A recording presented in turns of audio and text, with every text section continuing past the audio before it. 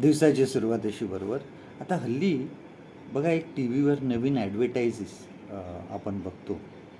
फ्रीजची ॲडव्हर्टाईज आहे ती आणि नवरा बायको पार्टीची तयारी करत असतात आणि बायको सगळं आठवते काय काय करायचं आणि तेवढ्यात ती सांगते की बर्फ ठेवायचा राहिला फ्रीजमध्ये.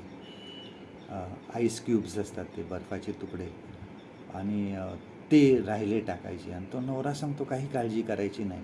आपला फ्रीज जो आहे हा 20 मिनिटामध्ये बर्फ तयार करतो आणि पटकन आपण बर्फ तयार होईल. बघा काही काही ठिकाणी खूप थंडी पडते. परदेशात म्हणा किंवा आपल्याकडे काश्मीरमध्ये म्हणा. बघा इतर ऋतूमध्ये नद्या वाहत असतात, तलाव असतात भरलेले, परंतु तेच थंडीमध्ये हिवाळ्यामध्ये गोठून जातात, त्याचा बर्फ होतो. बघा जर आपण कधी कधी पिक्चरमध्ये बघतो किंवा इतर ठिकाणी नेटवर बघतो, बघा सगळा बर्फ झालेला असतो. नद्या जशा वाहत असतात तशाच त्या बर्फामध्ये त्याचं रूपांतर होतं. तलाव जे असतात ते गोठून जातात आणि त्याच्यावर लोक स्केटिंग करतात.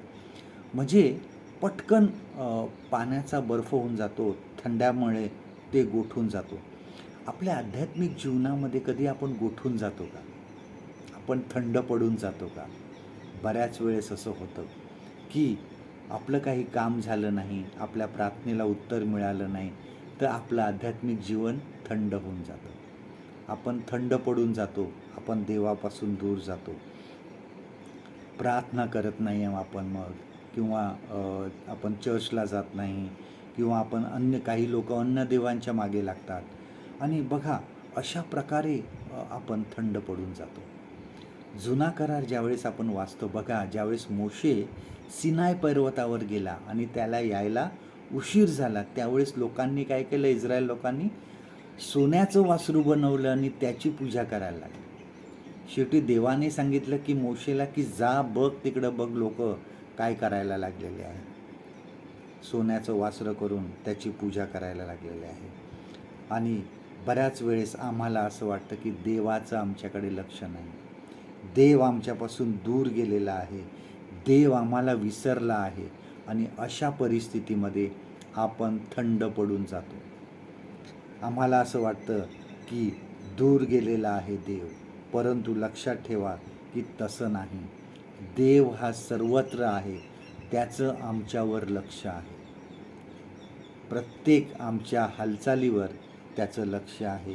प्रश्न हा नाही की देव कुठे नाही, प्रश्न हा आहे की देव कुठे नसतो. आजचं देवाचं वचन आपल्यासाठी हे आहे, स्तोत्रसंहिता 139 आणि 7 आणि 8 वचनं. Psalm 139 and verses 7 and 8.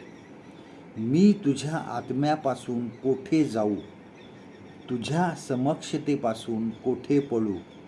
मी वर आकाशात चढलो तरी तेथे तू आहेस, अधोलोकी मी आपले अंथरूण केले तरी पहा तेथे तू आहेस.